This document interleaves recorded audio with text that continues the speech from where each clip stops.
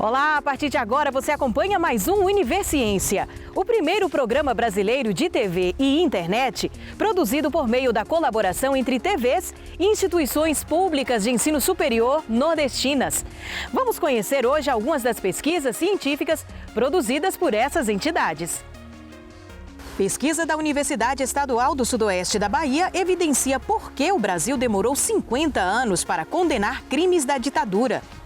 Estudo da Universidade Federal de Sergipe comprova a eficiência da cirurgia bariátrica no controle de doenças associadas à obesidade.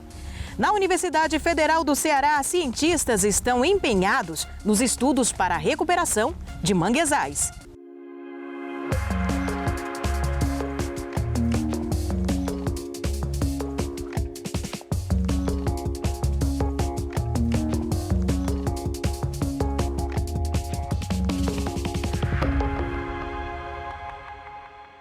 Na história recente do nosso país está a marca da ditadura militar. Durante mais de 2 décadas, as Forças Armadas assumiram as rédeas do Brasil de forma violenta. Entre os resultados estão perseguições, desaparecimentos daqueles que tentavam se opor ou denunciar os crimes do regime. Em 2021, pela primeira vez, a Justiça brasileira condenou um agente da ditadura pelos crimes praticados durante o período. Mas por que demorou tanto tempo para a Justiça começar a agir? É o que busca responder uma pesquisa da Universidade Estadual do Sudoeste da Bahia.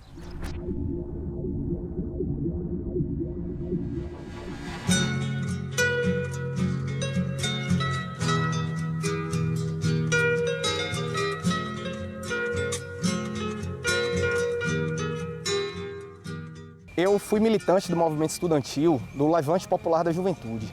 E no ano de 2011, 2012, o Levante se envolveu de uma maneira muito forte na luta pela punição dos torturadores da ditadura e pela instauração da Comissão Nacional da Verdade. Então eu participei de algumas ações chamadas escrachos, onde o nosso movimento social denunciava que várias pessoas que foram sujeitos ativos na ditadura ainda ocupam espaços de poder e sequer foram processados. Então foi nesse período que a Comissão Nacional da Verdade foi instaurada.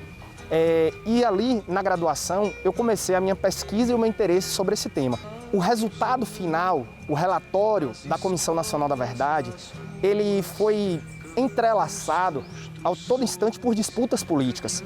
Então nós temos no Brasil ainda as Forças Armadas que não reconheceram que houve golpe no Brasil, não reconhecem que houve tortura. Nós vimos agora, recente, os exemplos da discussão em torno do Enem. Já temos visto, inclusive, uma tentativa de revisionismo histórico, como se não tivéssemos tido uma ditadura, mas sim uma revolução. Então, nós fomos estudar justamente essas disputas e essas que nós chamamos de batalhas de memórias. Então, de um lado, nós tivemos ali o grupo dos militares e daqueles que apoiaram a ditadura. Então, esse é um grupo que nós identificamos e que alguns pesquisadores vão dizer que eles têm, inclusive, uma chamada memória ressentida. Por outro lado, nós tínhamos pessoas que são familiares e pessoas que foram vítimas e familiares de vítimas da ditadura. Então, essas pessoas que, inclusive, que lutaram por memória, verdade e justiça, ingressaram na justiça, nos tribunais internacionais. E essas pessoas, então, elas têm um outro espaço nesse campo de memória. E, por um outro lado, nós percebemos que essa Comissão Nacional da Verdade ela foi instaurada em um período onde várias dessas pessoas que inclusive lutaram na ditadura fazem parte do governo, mas que há uma diferença entre essa memória dos familiares e vítimas que permaneceram enquanto sociedade civil e aqueles que foram para o governo. Então nós percebemos que em decorrência das disputas dentro do governo, o Partido dos Trabalhadores, o PCdoB, o PSB estavam no governo, tendo que compor com os militares. Então nós percebemos que ali havia um terceiro grande agrupamento de memórias que nós vamos chamar de memórias enquadradas, que inclusive algumas das questões que digamos que sejam feias, questões que em regra nós não vamos ver sendo colocada, como por exemplo, de fato houve a luta armada, de fato pessoas foram mortas por pessoas da oposição à ditadura, sim, porque essas pessoas estavam lutando uma guerra contra a ditadura. Mas, por exemplo, esses espaços eles não aparecem nessa chamada memória enquadrada. Então nós fomos identificar esses 3 grandes eixos e ver como isso foi se refletir no relatório final da Comissão Nacional da Verdade. Vem, vamos embora,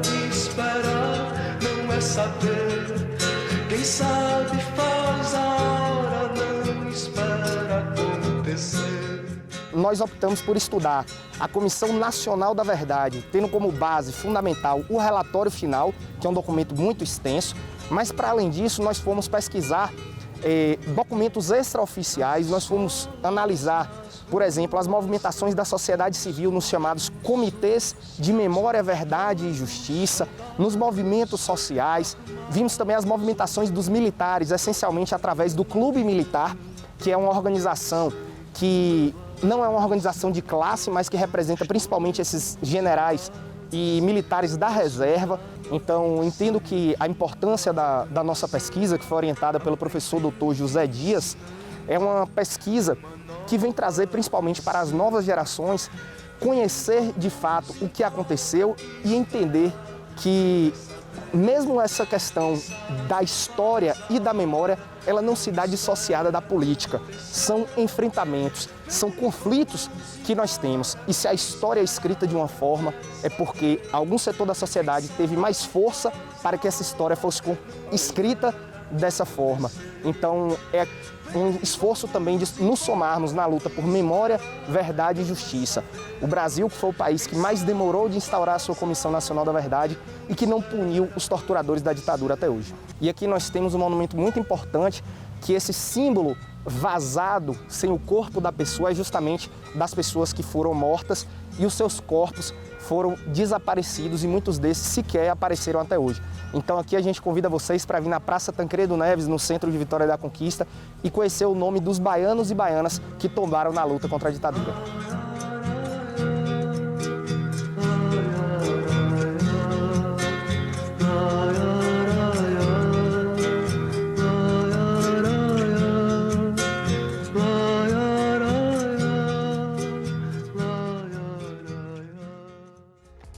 E veja daqui a pouco, o estudo comprova a eficiência da cirurgia bariátrica no controle de doenças associadas à obesidade. Univerciência volta já já.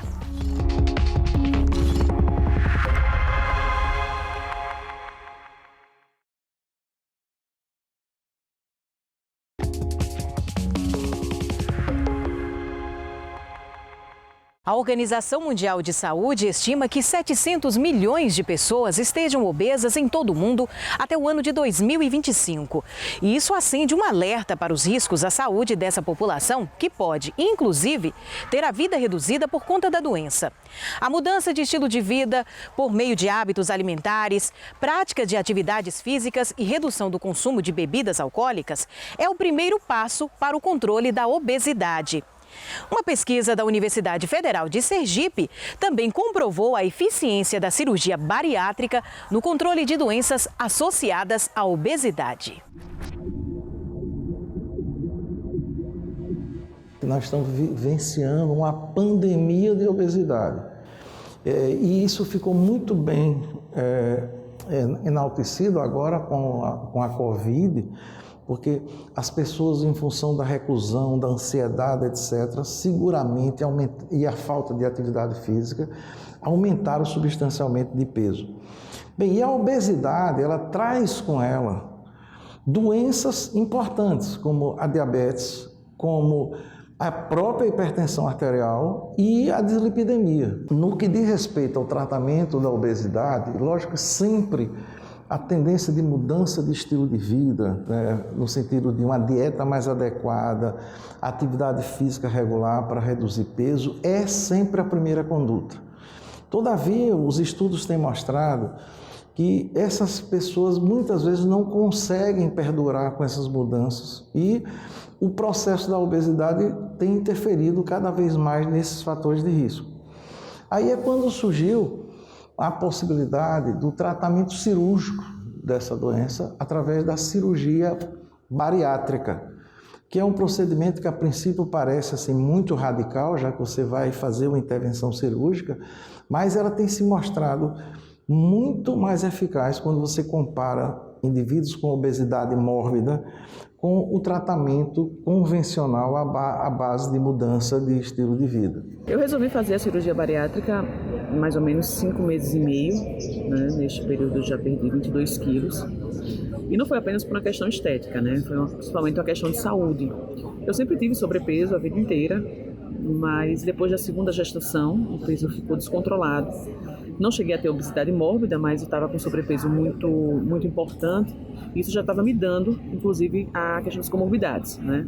Já estava hipertensa, já estava com resistência à insulina, pré-diabética, dores no corpo, gordura no fígado, colesterol e triglicérides muito altos. Nós temos desenvolvido um conjunto de linhas de pesquisa exatamente para abordar esses temas importantes. Nós idealizamos um projeto que consiste exatamente de observar qual o efeito aqui nos pacientes do SUS a longo prazo da cirurgia bariátrica comparado exatamente com pessoas que não sofreram esse procedimento. Segundo os resultados obtidos na minha tese, dos 38 pacientes que tinham obesidade, diabetes e que foram submetidos à cirurgia bariátrica, desses 38, 22 tiveram remissão da diabetes ao longo dos 5 anos. Quando comparado com o grupo terapia convencional, que seria aquele grupo que não realizou a cirurgia bariátrica e fez o controle da diabetes através de medicamentos e mudança do estilo de vida. Desses 38 pacientes, apenas um paciente ao longo dos 5 anos teve remissão da diabetes. A ideia é de que esse procedimento pode ser realizado também em pacientes do SUS e ele traz um benefício amplo para aquelas pessoas que são obesas mórbidas, que eram condenadas não só a infarto, derrame, como também problemas articulares. A gente sabe que esses obesos sofrem com frequência de necessidade de cirurgias de reconstrução de quadril, de joelhos, assim por diante. Os resultados encontrados nos primeiros 3 meses após a cirurgia bariátrica, eles se mantiveram após a cirurgia até os 5 anos, que foi o tempo limite que a gente acabou investigando. E é impressionante, assim, como as taxas metabólicas, elas já baixam em muito pouco tempo. Eu já saí do hospital, inclusive, sem tomar mais remédio de pressão. A minha pressão hoje é absolutamente estável. A resistência à insulina, insulina que acho que no máximo é 24, a minha estava 23. E o último exame que eu fiz, no mês passado, estava 9. Então, assim, as taxas baixaram completamente, colesterol, triglicérides, enfim. A cirurgia bariátrica é um começo de um tratamento, não é o final. Porque a gente sabe, você deve conhecer histórias de pessoas que readquiriram o peso depois de um certo tempo. Então, ele vai ter que, paralelamente ao procedimento cirúrgico, vai sempre ficar acompanhado por uma equipe multidisciplinar que envolve nutricionista, às vezes envolve psicólogo e eventualmente cardiologista ou outros profissionais, a depender da comorbidade que o paciente apresentar. Isso deve ser continuado a vida dele, né? Quando uma pessoa é diagnosticada com tendinite, isso significa que um de seus tendões está passando por um processo inflamatório que pode, entre outras situações, ser causado por esforço repetitivo. Quem sofre com esse problema sente aquela dor forte na região que está sendo afetada, que irradia para outras partes do corpo e piora quando há movimento. E que tal um tratamento que pode trazer alívio em curto período de tempo e que ainda é mais acessível à população? Pesquisadores da Universidade Estadual do Piauí estão desenvolvendo um creme usando como base a folha de caju, que possui propriedades auxiliares no alívio das dores da tendinite. Vamos entender mais sobre essa pesquisa?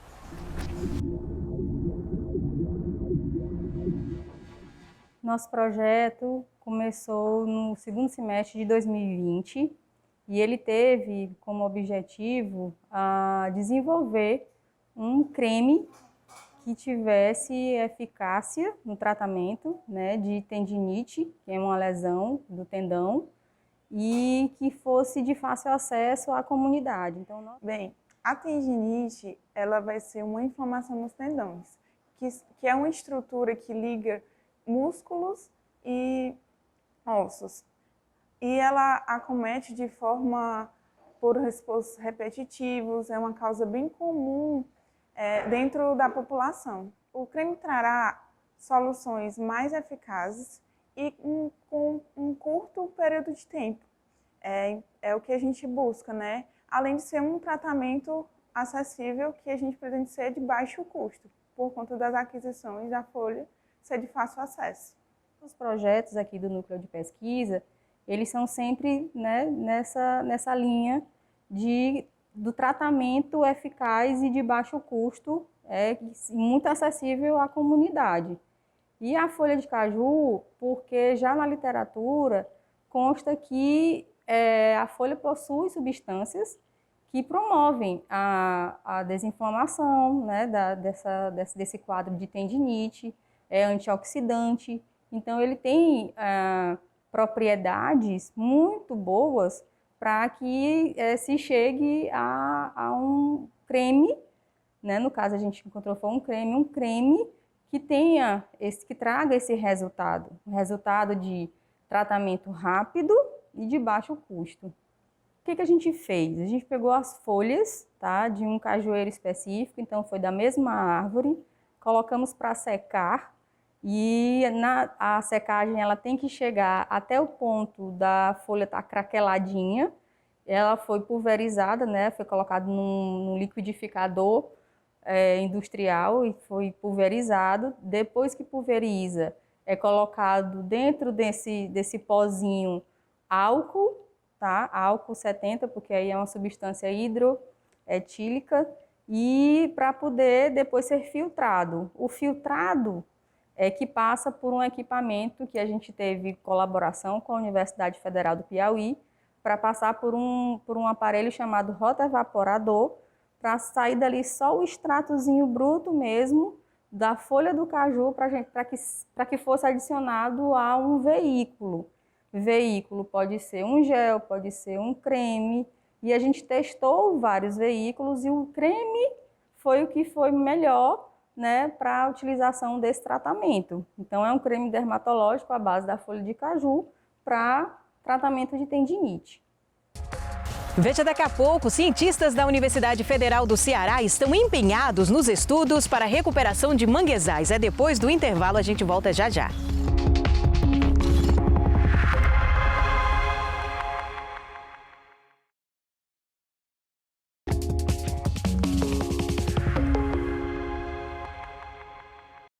O manguezal é um ecossistema de extrema importância ecológica, social e econômica. Mas os impactos do desmatamento, da degradação e da contaminação por produtos químicos têm comprometido a existência desses ecossistemas, situação que preocupa os cientistas.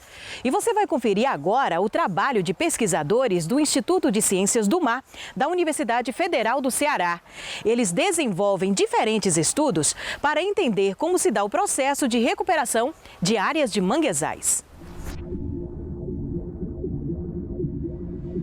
O passeio pela CE 025, no litoral leste do Ceará, é repleto de belas paisagens, mar, dunas, rio.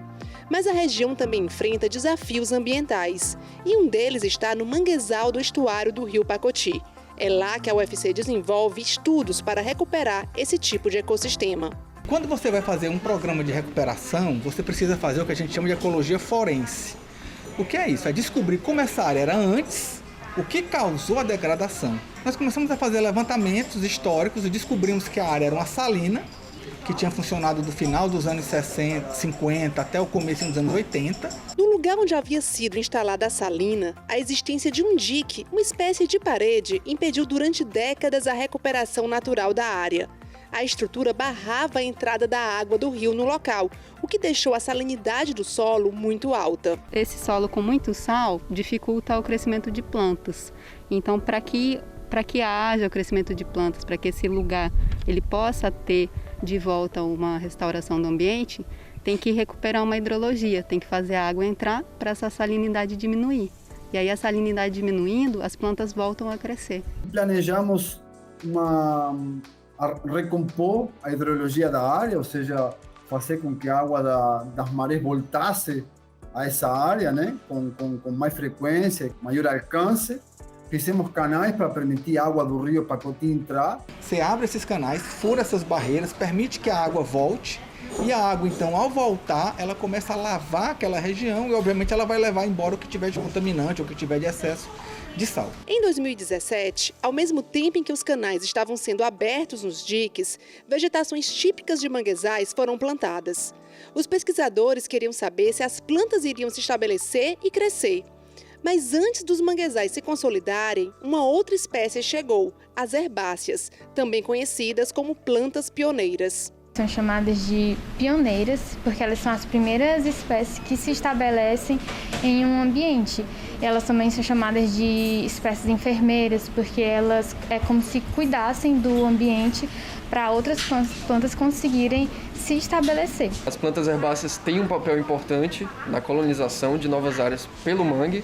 Elas ajudam a aprender, digamos assim, a aprender o propágulo, né, que é a semente do mangue, que a gente chama de propágulo, e fazer com que aquela semente se fixe ali e que cresça ali naquela região onde existem herbáceas. A gente contou o número de plantas que estavam se fixando, que estavam colonizando, e a gente também mediu, monitorou o crescimento delas, né? De mês em mês a gente fazia campanhas ao mangue para acompanhar o crescimento daquelas plantas, e a gente viu que mais plantas chegaram em locais que haviam essas herbáceas, né? Essas espécies de herbáceas. Então, mais plantas chegaram ali e elas tiveram um crescimento considerável, né? Comparando a áreas que não tinham essas herbáceas. Depois de 4 anos, os pesquisadores sabem que ainda há um longo caminho pela frente. Isso porque os estudos mostram que a recuperação de manguezais é um trabalho de longo prazo. Mas, até agora, as respostas têm sido muito positivas. Desde que a gente abriu o canal e plantou, os caranguejos começaram a aumentar. E junto com o aumento dos caranguejos, o mangue começou a crescer. A gente percebe que ali não está só se recuperando só as plantas, né? A gente percebe que todo o ambiente está voltando. A gente vê já animaizinhos, a gente já vê a questão de caranguejo, questão de molusco em si nas plantas. Enfim, a gente vai percebendo essa sucessão ecológica não só entre as plantas, no ecossistema em si, a partir da recuperação.